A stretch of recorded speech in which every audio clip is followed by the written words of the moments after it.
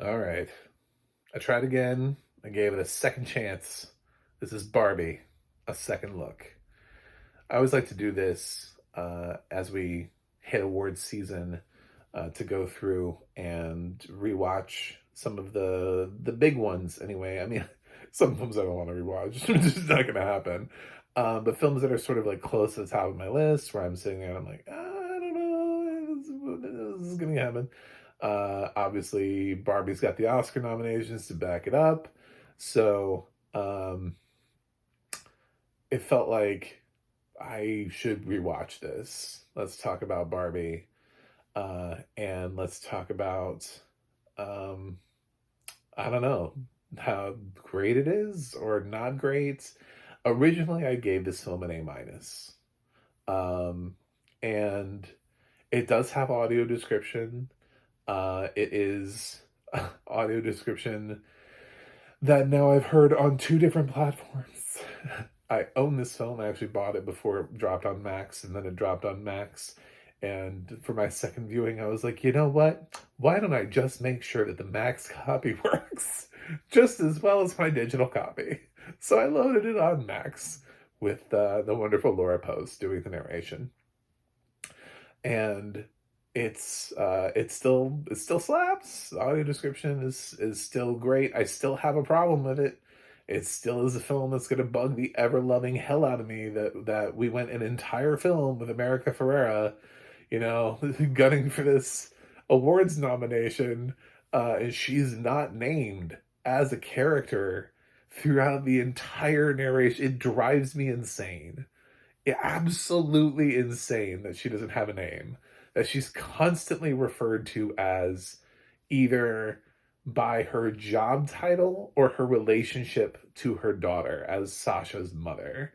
Like, that is, I will never get over that, and I think it's literally prohibiting me from giving it an A. To be totally honest, this is one of those weird times where the audio description is actually fucking with me. Like, I get angry at it. I just get so angry because it's such a bullshit decision. Like, I've seen films, like I watched Saltburn, right? I watched Saltburn also this year. There was a girl called India who was just brought. I don't think India even did anything. They were just like, Felix and Farley are seen standing with another girl named India. They just named her. She didn't even do anything.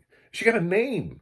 India didn't do anything in Saltburn. She she's not a main character.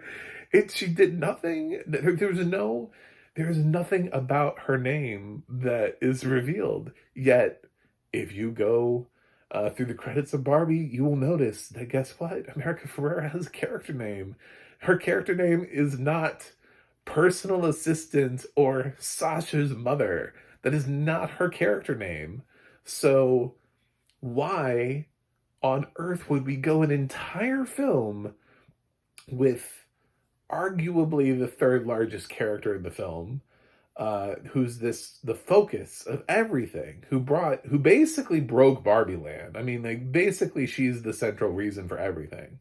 If she hadn't been, depressed in her thoughts, it wouldn't have messed up stereotypical Barbie, and we wouldn't have been where we are.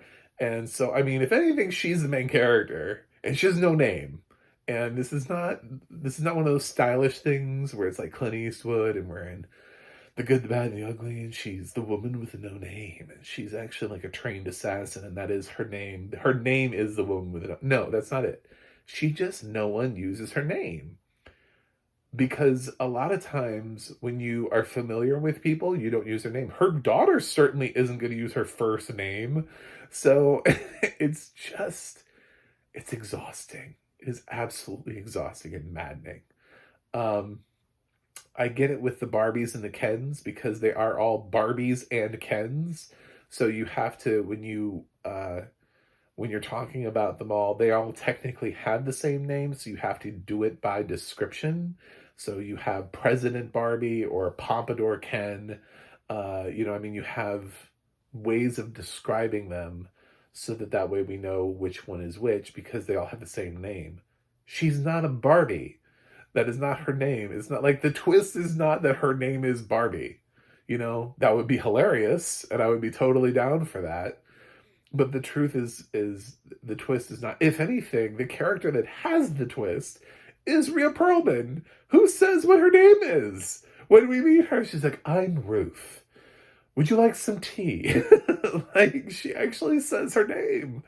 And her name, if anything, the existence of her character is possibly the only spoiler in the film. It probably is the only thing that you could actually classify as being like, oh, that's who she is. I totally understand it now. I was wondering why she was in this.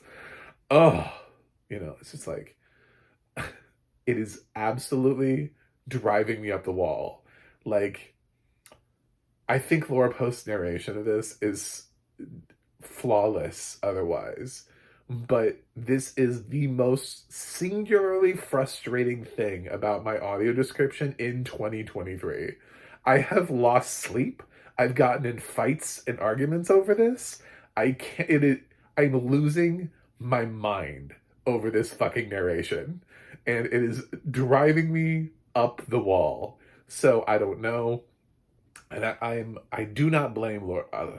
Never blame. It's not the narrator. She's just reading a script. I don't blame necessarily the team that wrote the narration, because if Warner Brothers was like, we'd really like it if you just didn't name America Ferrera, there is a possibility for that. Maybe it was written in the contract. I find that really hard to believe because I don't understand the justification behind it. In that world, I'm getting on a plane, I'm going to find Greta Gerwig, and I'm going to be like, why do we not need to know her name? Like, what is the reasoning? What is your crafted reasoning as the screenwriter and director that we should not know her name? What does that mean to you? Like, what is it you are trying to say by hiding her name and no one else's in this film?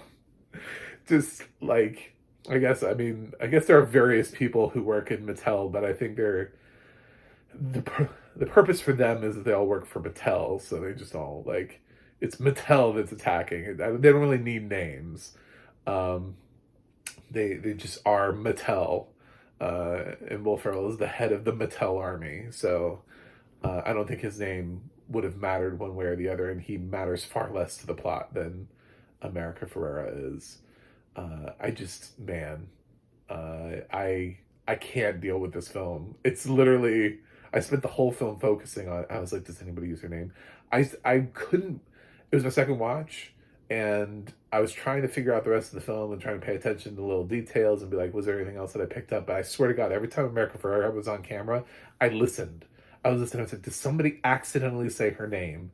And we didn't pick up on it, and they didn't use it. But nobody walks up to her and uses her name. So she's always referred to as, like, either an assistant or a mother. She's just the job of the person. But unfortunately, in a world, if what you're trying to say about women is that, that we're all like pilot Barbie or writer Barbie or blank Barbie, or whatever we are, we're blank Barbie, they're still all Barbies. They still have a name. It would be like if you took Barbie out of all of the names and you were like president, writer, pilot, doctor. You wouldn't do that. It's asinine.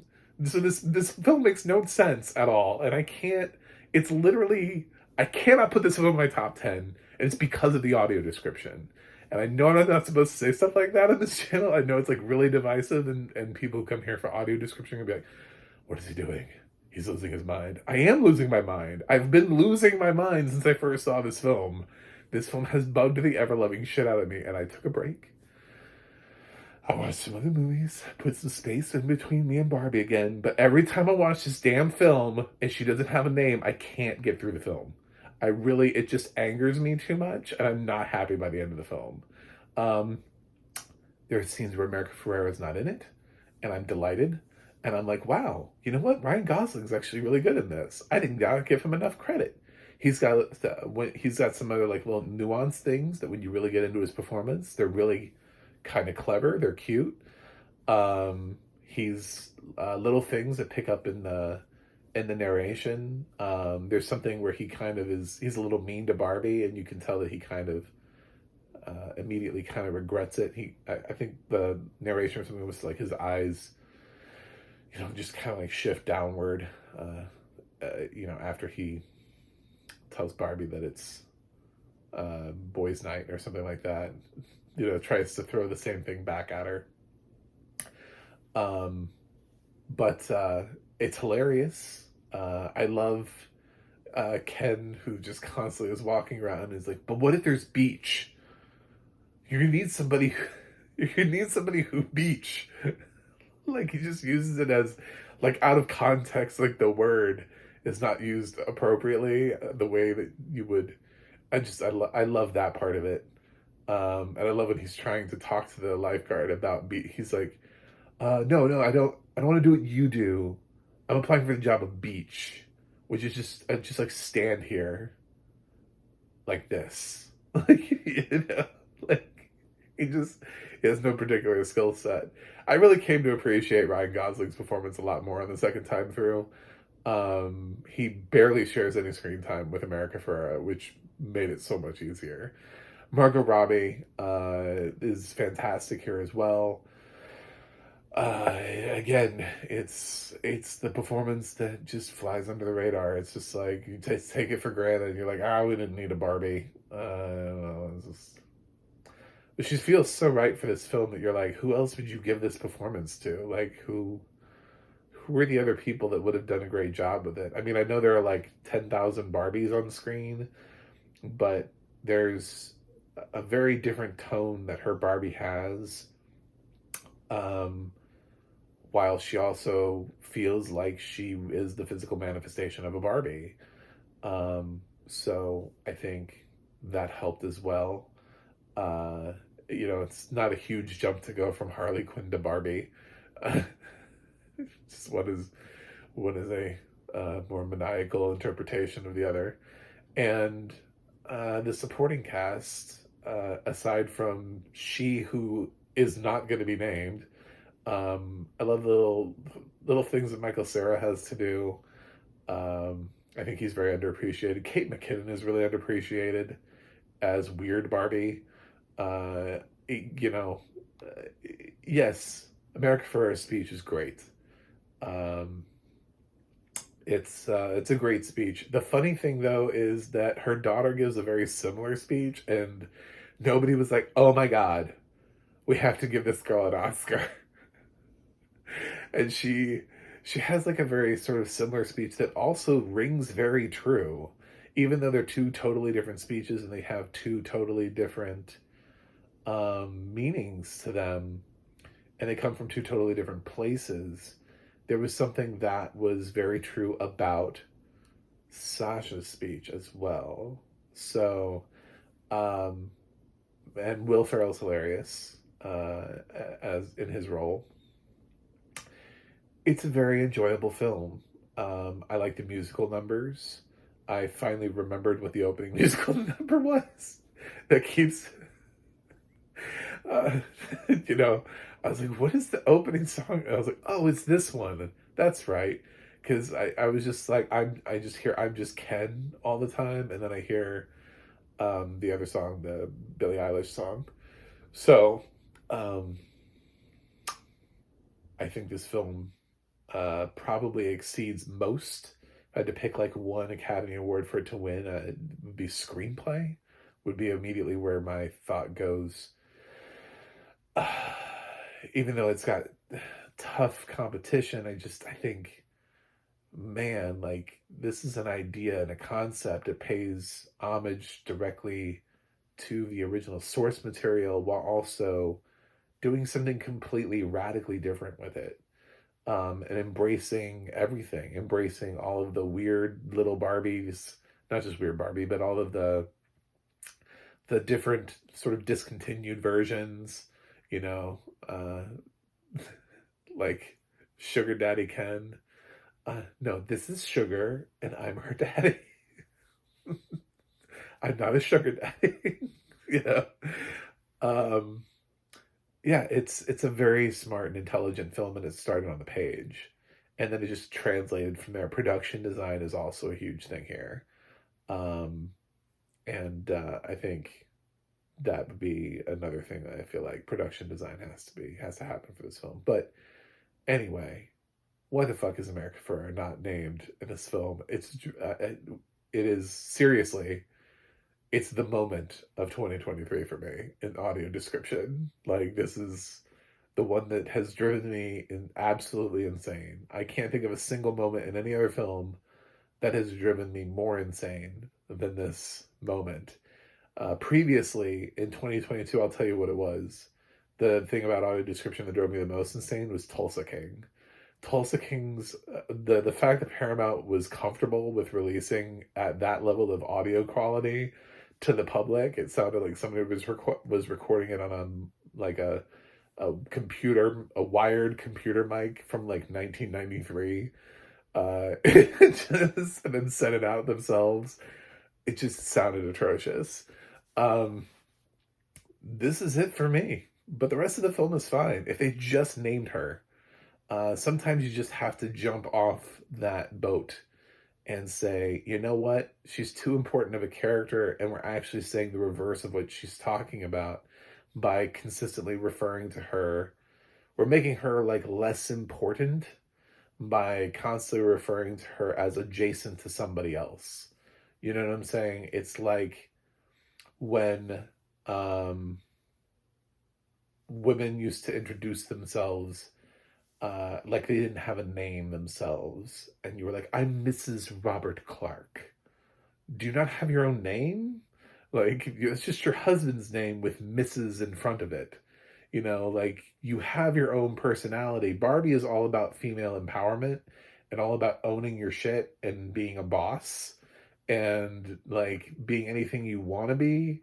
And she has no name. She's either the executive assistant for Mattel or she's Sasha's mother, and she has this big empowering speech about being anything you want to be and being dreams, and she's never just her. She's never just herself. If anything, it's very counterproductive to her own message to never name her. So this is a hill I am absolutely willing to die on. I believe it wholeheartedly that this character deserves to be named. I cannot believe she's not. I know there's some sort of weird guideline rule book, but you know what? Sometimes you break the rules. It's okay. Every once in a while, sometimes you have to look at it and go, this is a special case scenario where we just have to decide to name the person.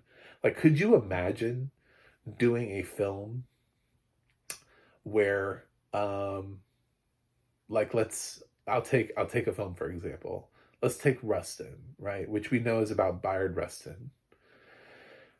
Could you imagine if they never named Dr. King in that film and they just go the whole film and they just keep describing Dr. King to you like a guy? There's this guy over here, and you're like, I don't know, he's kind of important.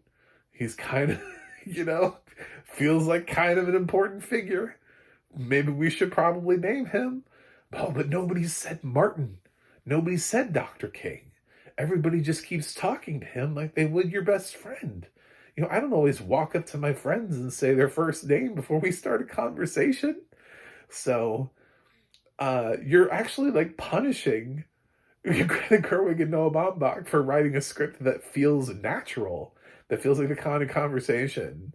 Instead of now Greta has to go in and have her daughter awkwardly say her mother's first name for no apparent reason whatsoever. I only say my mother's first name whenever somebody's like asking for it, like to like ship a package. You know what I'm saying? I just don't do that. I'm like, I don't call her by her first name. Um, and this little girl is not going to do that either. So yeah, it's people would be they would riot in the streets. They'd be like, why did he go the whole film without us knowing that that was Martin Luther King Jr.? You know, obviously he's more of an important historical figure, but that's the point I'm trying to make is the film is technically not about Dr. King. It's about Bayard Rustin, but he's kind of important to the film and to what's going on, I would say. And I would say the same thing about America Ferrera's character here. She's kind of important to the film. As I stated earlier, if she did not make those drawings, if she wasn't in her feelings, the film wouldn't exist. Anyway, I'm giving Barbie an A minus. Fix this audio description. I'm out. Thank you. Please click subscribe if you still love me. If you don't, that's fine. I'm sticking with my A minus grade, although I do feel better about the performances of Margot and Ryan and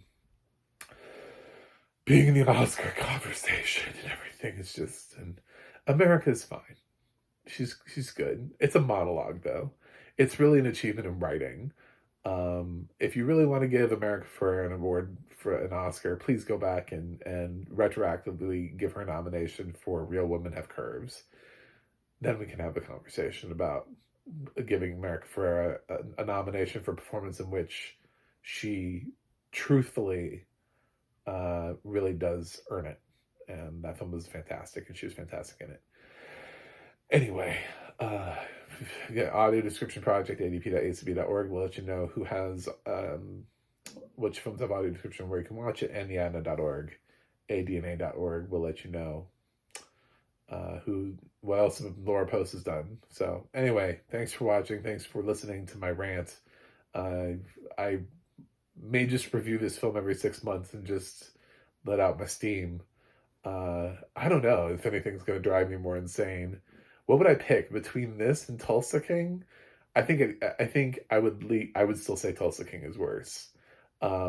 Because that just highlights the quality of the audio description and the lack of thought put into it.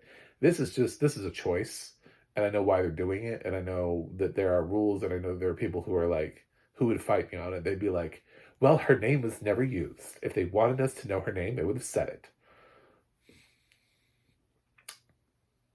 But I push back on that. But with Tulsa King, it is actually like the sound quality is awful. So still, it's not, even though I just angry ranted for like 30 minutes, it's still not the worst thing I've heard in audio description. That title goes to Tulsa King, with a close second up to The Expendables 2. Wow. That digital copy that I got of Expendables 2 is it's something. Anyway, thanks for watching. Thanks for thanks for being here, and I'll watch something else and see you guys at the Oscars.